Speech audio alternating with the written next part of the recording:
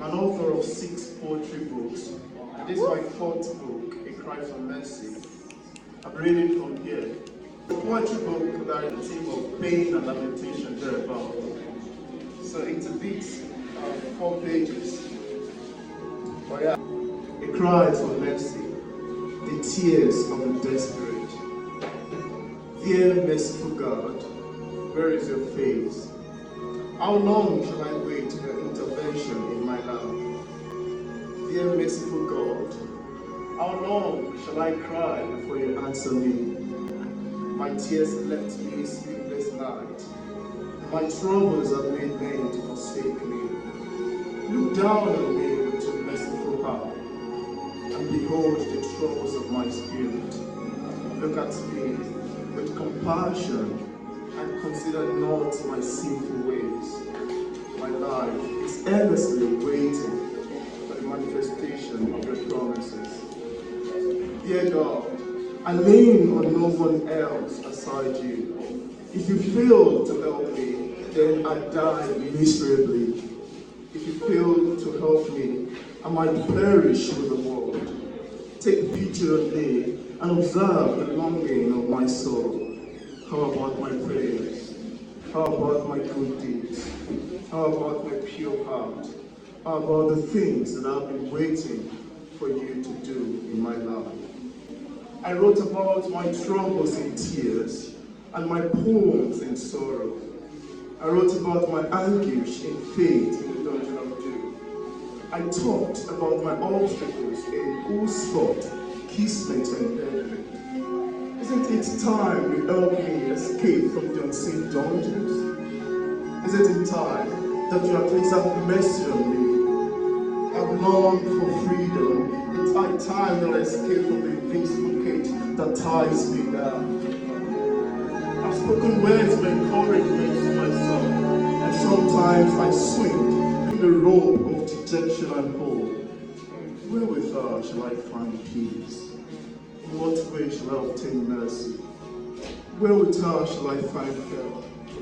In what way will you aid me? Where can I find intervention? Please answer me, for I am getting home. Have mercy on me, have mercy on my life. Have mercy on my destiny. Will you not have mercy on me? Have mercy on my condition, have mercy on my future. Look down on me with pity, for my tears flow ceaselessly. Look down, show me the path to my fate, and clear the obstacles on my way. I've suffered so much at the junction of delay, and my friends have made fun of me. I've suffered so much at the gate of obstacles, it looks as if the doors have been shut. How well shall I have to wrestle with the king of Persia? What hope do I have? God, do not hide your face from me. You know the things that troubles my soul. Don't you know about the wounds in my heart? You know the desires that made me shed rivers of tears. You know about the troubles of my soul and spirit. And sometimes amidst dejection, I encourage myself. And whenever I feel like dying, I would inspire myself to be patient. Yet, I've been patient enough. I've waited too long like a fool. When is my exact time? I have forsaken the sins that seem to tie me down in captivity, and gave my life to you with hope for a change of story. God, do not let me cry in vain. Do not let me live in vain. Do not let me write these things in vain. May I not be eternally pitied over my poems. Answer my long-time prayers and give me a well-deserved testimony. Take me to where I long to be. Help me get to where I yearn to be. Help me fulfill my dream. Look into my shattered dream. Change my story for good, like you did to Jabez. Dear God of mercy, won't you pity me? In an attempt to comfort myself, I read comfort in the story of Job. I read and explored more about obstacles. I read about obstacles, perhaps I'll be comforted. And from my grisly experiences, I wrote about obstacles myself. hoping that I will ease my now. Yet, it failed to comfort me. This is why I'm crying out to you for mercy. I'm pouring out my endless troubles and desires to you. I know you will answer me. You are God and you cannot lie. Please, attend to my brutal cry for mercy and grant the intense longings of my soul. Let your mercy settle the things that troubles my heart. Let your mercy settle my shame. Let your mercy settle my destiny. Let your mercy extend my humiliation for honor.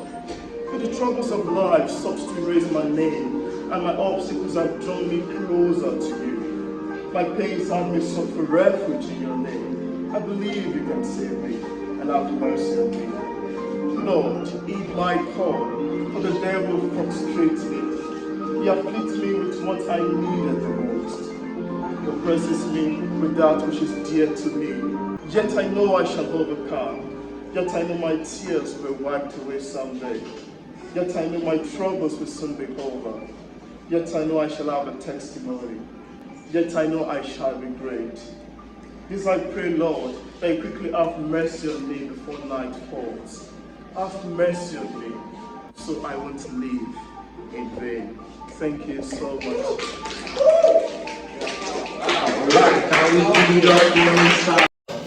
A compilation of compliments that you really don't hear enough. That's the title. Number 1. Has no one told you that the sun is jealous of your smile? It's not too big, it has absolutely no heat, but it's still more than enough to light up a room too. You are favored by the angels because you battle with demons every single day with conviction, and the angels say, well, that's my job description. This mortal must be on a mission, and with God's permission, we will ensure that it comes to fruition. Amen. 3. To the student who studied non-stop, who mastered every single part of past questions, only for your lecturer to reach forward into you, suffer, lace his hands with I pity you, and pluck pretty questions from the future for you to answer. But that grade will not define you, for you are a genius. That stands for genie in us. That stands for genie in you. This one just might not be blue, but Rob, your lamp will stay true, and all your wishes will come true. Number 4. You are now living and experiencing things that you once prayed for. Congratulations. You made it. Be happy. Wear happy like a badge of honor bouncing on your chest because it really looks good on you. 5. You are gorgeous. Number 5. You are astounding. Number 5, you ooze pulchritude. Number 5, no, it's not that I've forgotten how to count. I just keep on saying number 5 because you are stupendous. I promise that doesn't mean stupid, it just sounds like it. I keep on saying number 5 so many times because beautiful simply is not enough to describe not only the way that you look, but the way that you are. Because beautiful is a way of life. And what's even more beautiful is that when you live by it, you have no idea, you don't even realize that you are beautiful. Thank you so much for listening.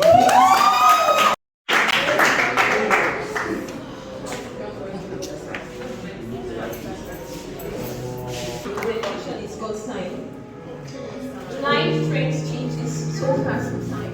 Was told to keep the pace or get left behind. But still I kept on hearing about God's time. But how weeks will pass, my friend? The youths of today are all in desperation, not knowing what lost in the shadows is pure temptation. Everything seems acceptable in this generation. Hope's faded away when there seems to be no solution. So I have God's time will bring redemption. I've waited long enough. I'm not getting any younger. With each passing day, my faith grows less stronger. I don't think I can be this way any more longer. I'm done with patience and all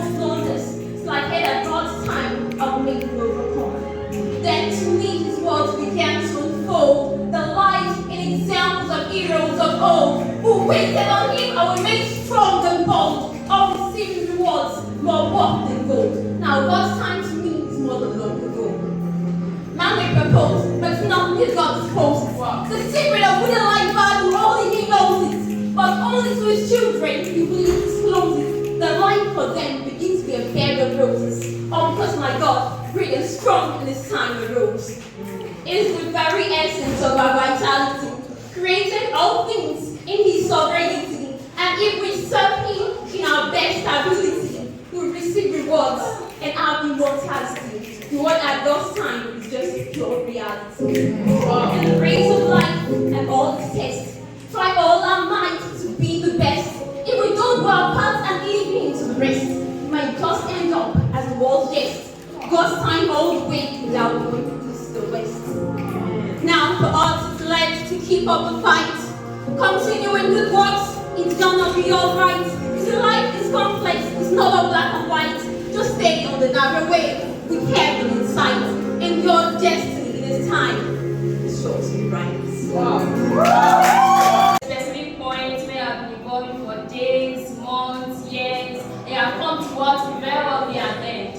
When you have journeyed far enough to put your stake in the ground and call this home. No more questions, no more discomfort. In fact, you could hide from very demons that chew you up and spit you out. But what will have become of you? The failure is enough, but another joy is here. You might have failed in exams, but not in life. First success ahead of you is still sure without strife. They celebrate their victory, you rejoice in your passivity. The result is an easy way to the next step for definition. For definition of prosperity is at your doorstep. Forget the failures of the past, and if you don't, your mind fall into the things you don't expect. Don't do the towel and spring into your debts. Don't let your body float on water and lifeless stone on the tree work of the failure. Let us not wait for your poison to overdose bodies will break and bring shame to your family. Don't hide your potentials for fear of failure, to let them fly. And on wings and eagles, your spirit in confidence, you forever so high. Give glory to critics. What they think or say, like lilies, let them die. Thank you. She may not be the best, she may not be the coolest, she may not be the best, but she's art. And art wasn't meant to look nice, art was meant to make you feel something. So while crossing through the roads of emotion, I forgot to look left and right, and God, I felt hard. I felt hard from your smile, your laugh, your looks. And at the very moment you stepped in that room, I stuttered. But then I wonder, a love story has never been hard for me to write. I mean, I make things up on the spot and people think it's my life. I sprinkle a bit of sugar, spice, and it's predictable little lies, and now we are all falling over a character that only exists in the patterns I see in bathroom tiles. But then again, I sat at the corner. And I imagine that that's the spot where they first met. You know, giggles, midnight calls, street swinging, laughters. That is the best they have ever been. But my part is when reality strikes like a broken screen. When I realize that this is not a dream. When my heart feels like it's being pulled in different directions. I feel the clock down my throat when I try to speak. I mean, a love poem has never been hard for me to write. I miss the eggs that never goes away with the make-believe stories that Disney makes. But why do I still feel shy? Why can't I talk? Well, I guess, to find love in broken pieces, the trick is to make art out of the biggest crack. So I guess this is my confession to that brown-skinned girl in purple braids. So dear brown-skinned girl in purple braids, I think I've gotten addicted to you. Attracted to you in ways I can't explain. And to be honest, I yearn for your attention. Because you are the first and the last thing that cross my mind each day. And God knows how I want to break these bonds like James Bond and tell you how I really feel. You make me feel loved. So I'm not wrong if I say, loving you makes my life worth it. Loving you makes me forget about the things I hate. I mean, loving you is me putting all the love I could not put on myself and putting it to good use. So, if I say, meeting you was coincidence, becoming friends was a choice, but falling in love with you was beyond my control. I know love will not heal my scars, but love will hold my hands if I ever decide to heal myself. So I know I'm not wrong when I say, I love you enough to love myself. So dear brown skinned girl in purple braids, just like the night skies. So dear brown skinned girl in purple braids, tell me the worst part of you and let me love you anyway. Because just like the night sky loves the moon, I will love you even when you're not free. Thank you. This letter is to you. So not to you that goes around disguising all those perfect Snapchat filters, flaunting them on TikTok and Instagram to your followers and fires loves and comment at them like bazooka. Not to you that pretends to be kind and smart even when your heart is being ripped, rashly apart. So for this reason, I want you to sumo me and grab a seat. I know my voice might not be loud, but trust me, the message in it is louder than Canadian loud. For this letter is only to the you whose path is scary, bitter and breathless, clasped in the hands of violence, with real of faith, subduing your voice to silence. So the you who has once thought of standing tall at the rooftop and watch physics happen while you want thoughts.